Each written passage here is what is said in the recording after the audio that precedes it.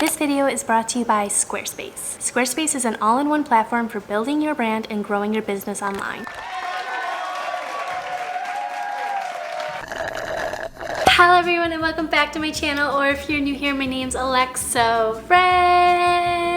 And welcome to a summer readathon vlog. I'm so excited to finally be doing this because it's the first summer readathon vlog of the summertime. It's long overdue, okay? It is time for a summer reading vlog. So today's video is dedicated to summer reads, of course, specifically two summer reads that I am so excited to finally be reading. The first book is Love and Other Words by Christina Lauren, and then book two is The Unhoneymooners, also by Christina Lauren. We're going to be doing a Christina Lauren reading vlog today. I am so excited. Both of these books I have seen everywhere. They are so hyped up. People rave about them. They're supposed to be the best romances of the summer, and I am so excited to finally be reading them with you guys today. It has also come to my attention that Christina Lauren is not one person. It's two people co-writing these books together. It was so interesting to learn. I think it's so cool. These two best friends are co-writing books together. You guys already know reading vlogs are my favorite videos to film. I love reading books with you and talking about them. So much fun. These are the two books that we are going to be reading in today's vlog, and without further ado, let's jump in to the reading vlog. Before we jump in to the reading vlog, I just want to take a moment to thank the sponsor of today's video, which is Squarespace. So Squarespace makes it super easy for content creators as well as educators to monetize their content in a way that really fits their brand. You guys already know I'm obsessed with Squarespace. I recently created my own website through Squarespace to make my own book blog, which is so freaking cool. Basically, what I'm using it for is to rate and review all the books I've recently read. So it's an easy place for you guys to check out real reviews and ratings from me. It's just a super fun and easy place to go to get all my extra book content that you might not see over on my YouTube or my Instagram. And Squarespace has really helped me out with making the perfect website that fits my aesthetic, fits my niche, and makes my book blog just look perfect. With member areas, you're able to unlock a new revenue stream for your business and free up time in your schedule by selling access to gated content like classes, online courses, or newsletters. You're also able to gain powerful insights into who's visiting your site as well as how they're interacting with your content, which I think is so freaking cool. You guys already know I'm obsessed with seeing where we're all coming from around the world, as well as seeing what content you guys like and what content you don't like. And it really just helps me out as a creator when it comes to choosing content that I want to create and give to you guys, because I want to create the best content and I want to create content that makes you guys happy and that you enjoy. So using Squarespace's analytics tools is just amazing and so beneficial. The analytics tools include page views, traffic sources, time on site, most read content, audience geography, and more. Something else that I absolutely freaking love about Squarespace is that I'm able to connect my social media sites directly to my website. So it makes it super easy for you guys to just click on my little social media icon and it will directly take you to my social media page. Squarespace makes it super easy for you guys to find all my social media in one place on my website. It just makes it easy on everyone and it looks super pretty and aesthetic. You guys can head over to squarespace.com for a free trial, and when you're ready to launch, you can go to squarespace.com/AlexaRay to save 10% off your first purchase of a website or domain. Thank you so much again to Squarespace for sponsoring today's video, and without further ado, let's get into the reading vlog. The first book I'm going to start with for the reading vlog is Love and Other Words by Christina Lauren. I just see so much about this book literally everywhere. Everyone hypes this up. It's supposed to be like the new popular romance to be reading right now. I see it everywhere. So we are going to start with this one. It's also my favorite book cover ever. Like literally, guys, if I was a book cover, this is what I would definitely be. Everything about it is just so beautiful. I'm obsessed with it. We are going to be starting with Love in Other Words. This tells the story of Macy and Elliot. It's a friends to lovers book trope. This goes between the past and present, and it basically tells the story of Macy and Elliot. They grow up next door to each other and they bond over their shared love for books, and their childhood is just it's so adorable and cute. We basically watch them grow up together and fall in love and navigate life up until they're teenagers, and then some crazy, unforgivable thing happens that causes Macy not to talk to Elliot for a whole decade. An entire decade passes by by, and we are then in present time. Macy and Elliot are both full-grown adults living their lives. Macy is engaged to another man. Elliot is dating a girl, and they bump into each other at a coffee shop. Basically, their two worlds collide once again. Macy has to now decide if she wants to be with Elliot or if she wants to continue the path that she's on, and the entire book just sounds really crazy but also emotional. It sounds like a roller coaster. I'm trying to be optimistic going into this. It's not my favorite book trope, to be honest. I'm definitely an enemies to lovers, fake dating type of girl, but we are giving it a try because so many people rave about this book. Although their memories are obscured by the agony of what happened that night so many years ago, Elliot will come to understand the truth behind Macy's decade-long silence and will have to overcome the past and himself to revive her faith in the possibility of an all-consuming love. I am so excited to start this, so we are gonna jump right into the vlog.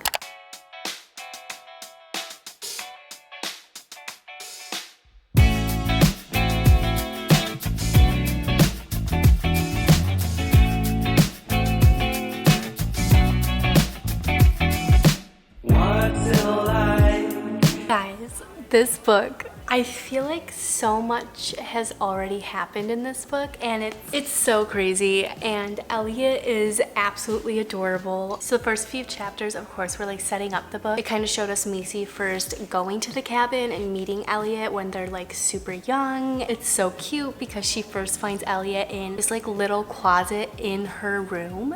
Like if that was real life, it'd be really creepy. But like in the book, it sounds really cute. Then we are also going into present time when she runs into Elliot, and Elliot is just, you can definitely tell that Elliot is still really like confused about what happened when they were younger. He's super excited to see Macy when they run into each other at the coffee shop, but like he's also like super concerned and super confused. Oh my gosh, hey, why did you not talk to me for a whole decade? So far it is really, really good. And being that it's a friends to lovers trope, I'm actually surprised that I'm so into this right now. I definitely like Christina Lauren's like writing style because it definitely grabs your attention right away and it keeps you sucked in. I feel like usually when I read friends to lovers trope, it's like usually like a really slow read and it's super boring, but like I think because this goes between then and now, it makes it really interesting and fun to read.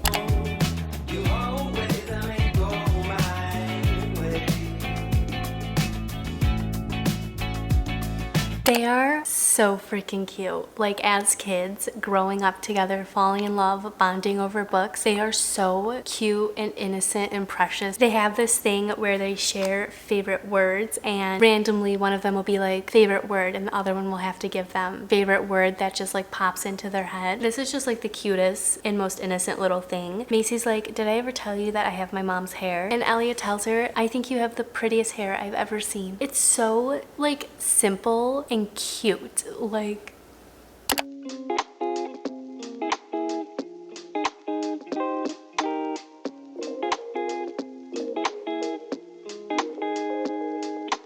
so Elliot and Macy don't go to the same schools. Macy goes to the cabins only on the weekends and like during some vacations. She doesn't actually live at the cabin, whereas Elliot does live at the cabin. So he goes to the school district that's like near his home and she goes to a different place. And their two worlds are like clashing together right now in this chapter. And Elliot had a girl from school come over to his house and visit him to say hi. And it's a weird vibe right now. I don't know what to think. And I don't know whether or not we should like trust Elliot but Macy seems to trust him, so I feel like we have to trust him then. It's kind of weird. And the girl, her name's like Emma or something. She's kind of like petty. I'm not vibing with her. Every little thing got a price, that's what I thought, that's what they taught. Yeah, I'ma take my chance till I drop. So I am about to head out and go to Chris's hockey game, but I wanted to do like a little recap because I'm already on page 215. It's so cute. Like it's the wording in this book that just gets me, guys. We're halfway through the book and Elliot and Macy are finally just now establishing like their status to each other. Macy always tells Elliot that he's her best everything, which is absolutely adorable. It's so cute, guys. He ends it off with saying, so maybe your best everything should be your boyfriend. The whole like present time storyline is so wild and like weird, but I like it. I don't know why I sound so surprised, because I literally read Colleen Hoover books on the regular, and her books are wild. If you're familiar with them, you absolutely know what I'm talking about. So like compared to Coho books, this book isn't like wild or crazy like that, but for being such a cute and sweet, innocent read, it does have like a little bit of a craziness going on. I don't know, but Elliot is just so sweet. It's not even like he's just like the perfect book boyfriend. He's also just genuinely like a really good person, and you could tell that he just like cares for everyone and would do anything for anyone. So I really love his character. I think he's just so kind.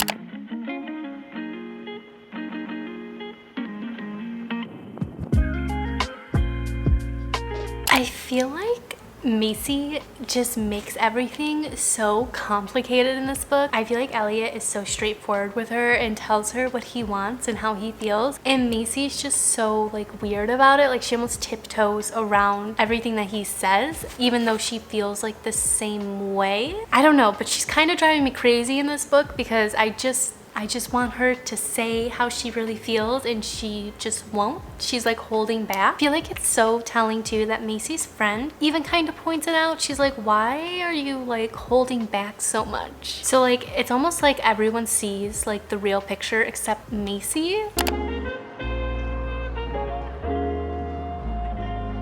I don't know, guys. This was such like a crazy read towards the end. All the secrets came out, and Macy finally told Elliot how she felt and like what happened all those years ago when they were kids. And I'm just like, at first you think you know like why she stopped talking to Elliot, and it's like, oh, okay, like I get it. I mean, I think it's a little bit drastic, but I understand. And then you get to the next scene where she actually tells Elliot like the truth and why she hasn't talked to him, what happened all those years ago that literally changed her entire life. And I don't know, like I just wasn't ready. I wasn't ready for that. What she told him was like really sad, and it made me like really sad, and I almost like teared up. For being a friends to lovers romance though, I have to say this is like really good. Like I don't really like the friends to lovers type of trope, but this book kind of like restored my faith and hope in it. Like this book made me really enjoy that trope. I really loved Macy and Elliot's character development and their relationship. This is definitely like a 5-star read for me. I really liked it. It's just not at all what I expected, honestly. I like it though. I like the friends to lovers trope now. That's so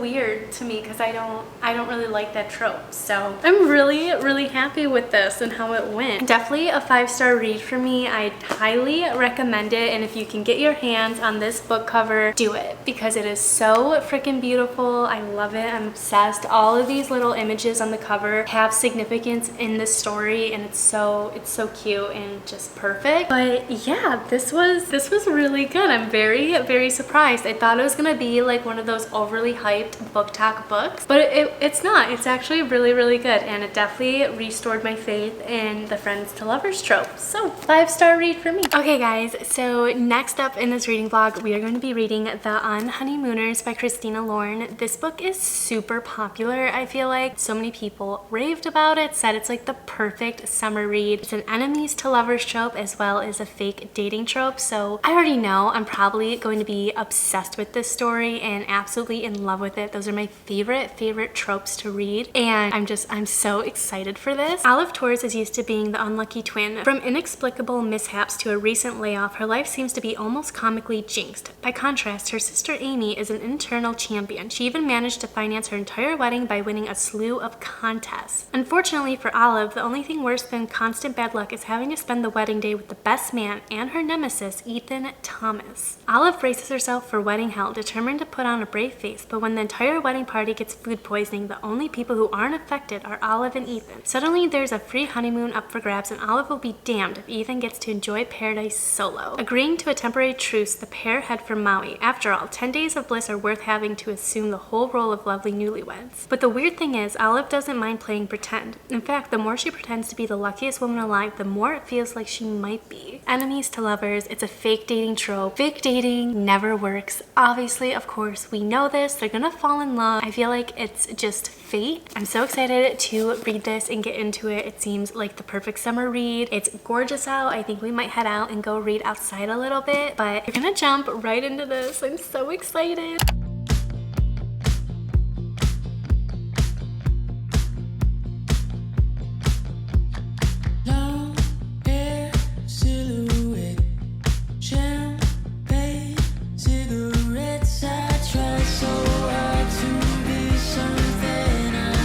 Okay, so we have made a pretty big dent in this book so far. It's kind of funny because the whole idea is that Olive basically has like this horrible luck. She goes on this honeymoon and it seems like she's finally getting the luck she deserves. She's getting some good karma or something. But of course, her arch nemesis Ethan is going on the trip with her, so a little bit of the bad luck kind of like slips back in. But Olive is trying to be positive. I mean, she's going on this amazing Hawaiian vacation. It's like a dream to be going on it. So she's still very hopeful that like she's having good luck for once in her life. But then they like get there and it just seems like the bad luck starts trickling in more and more. I love this book so far. It is so addicting. Like I cannot put it down. I'm so into this. It's hilarious what their luck and like chances are of like all this stuff happening while they're in Hawaii. Okay, this is just like one of those scenes in the book that I have to share with you because it's so freaking funny. Basically, while Ethan and Olive are in Hawaii, they find out that they have to do like all these activities. They're just like activities that were already pre-planned for their trips. So they're kind of forced into doing them together because it's supposed to be like a honeymoon. One of the activities are like paintball or something, playing against like all these different people, but they're also playing against like kids who are younger than them. Ethan and this one little boy are like going at it, and it's so freaking funny because the kid is like making fun of Ethan and calling him like a grandpa. This kid is like sassing Ethan, calling him a grandpa, saying he's not gonna catch him, that he doesn't know what he's doing. It's just the funniest freaking thing right now. Also, side note, the more we get into this book, Ethan keeps making like these little comments to Olive, and it just makes me feel like he doesn't like actually hate Olive, and I feel like Olive has like this misconception or like this wrong idea of how Ethan really feels about her. Something just isn't adding up. We are at a part where it's like one of those really awkward activities that they have to do together. I feel like it's really weird. They're basically doing like a couples massage activity, and it's really weird. It's like such a weird vibe. I don't know, but I'm loving this right now.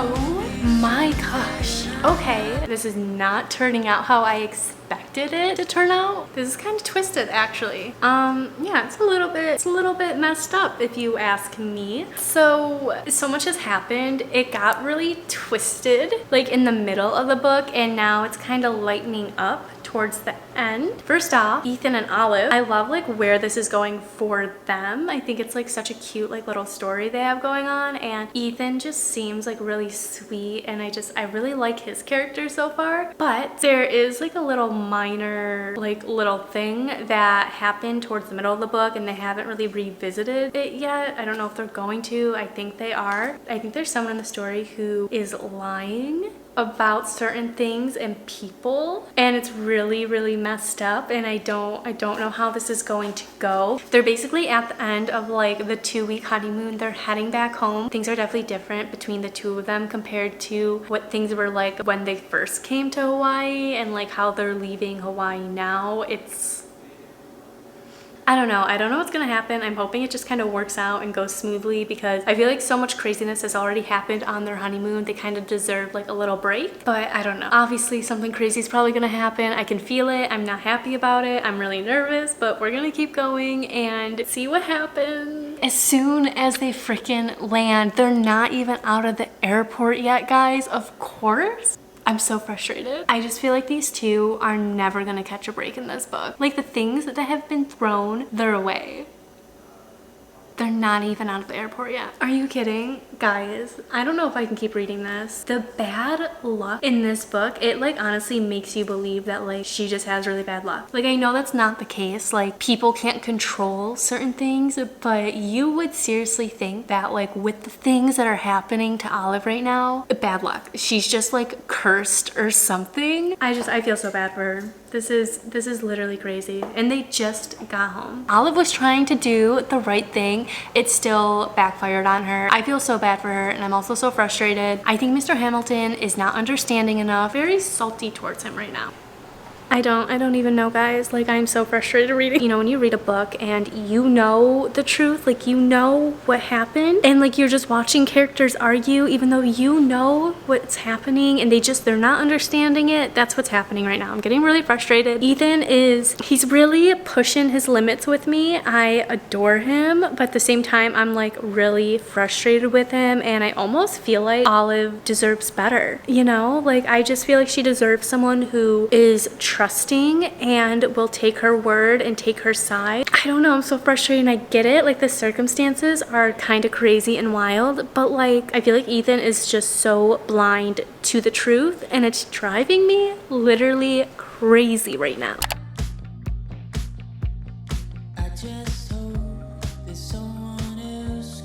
So happy right now. Finally, I've been literally waiting like 50 something pages for this to happen, and it's happening. That's all I can say is just finally. So we just finished up The Unhoneymooners by Christina Lauren. That ending was so epic. That was freaking amazing what Amy did. Queen, okay? At first I was like really frustrated with Amy and Ethan and just like everyone, because I just felt so bad for Olive. Like Olive deserved so much better, but it was so epic of Amy to invite all those people to her house. Like when she did that and people started rolling up and her husband was like, what the heck is going on? I like was so happy. Like that was such a proud like moment. I don't know why, but I just felt like so proud for her. The Unhoneymooners by Christina Lauren. This book was freaking amazing. Okay, this is totally worth the hype. I absolutely loved it. Honestly, I think I enjoyed this way more than Love in Other Words, probably because I am huge on the enemies to lovers and fake dating trope. Love in Other Words was a friends to lovers trope, and I'm not used to that type of trope. It's not my favorite. I did like that book, but this one is definitely my favorite. This is a 5-star read for me. So good. All the summer vibes too. The majority of the book takes place in Hawaii. Like it's so freaking vibey and cool, and I absolutely just loved this. Olive and Ethan's story is so crazy. I love the bickering they did, and I love how they kind of came together. I also like loved how all the truths were kind of just rolling out. I was frustrated about how it was rolling out and how Ethan was reacting, but I loved finding out the truth behind their hatred for one another. I just thought like it made so much sense when the truth finally came out. I do think that Olive like deserves so much better throughout the entire story. Like I felt so bad for her, but it was still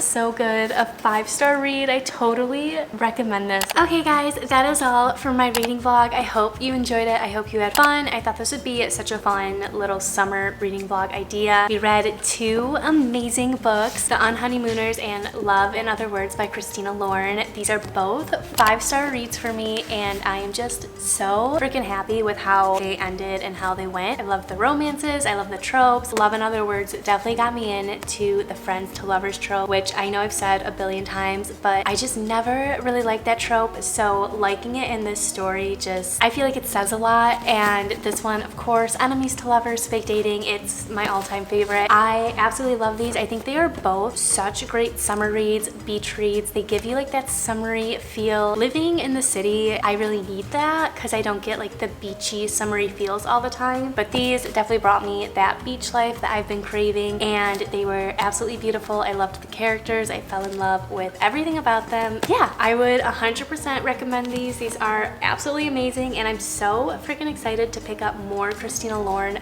books. I've seen so many other books out there by them, and I'm very excited to start getting more since I liked these ones so much. If you guys have read these, or if you have read other Christina Lauren books, definitely leave me recs down below to check them out, because I know they have like a ton of other books out there. Recommend me some Christina books and let me know what you thought of these two books, if you liked them, if you didn't like them, if they were hits or misses. I really love them. I don't have anything negative to say about them. If you like this video, don't forget to give it a big thumbs up because it really helps me out, lets me know that you like these types of videos, you like my reading vlogs, my book hauls, my bookstore vlogs, all that fun book related content. And then of course, don't forget to subscribe down below if you'd like to see more of me, because I post every single week. Sometimes I post more than once a week, more than twice a week, kind of varies depending on the week, but I try to post as much as possible. I love talking to you guys about books and all my recent finds, so I'd love to have you part of the fam over here. With all that being said, I hope you guys have a wonderful rest of your day, and I'll see you in my next video.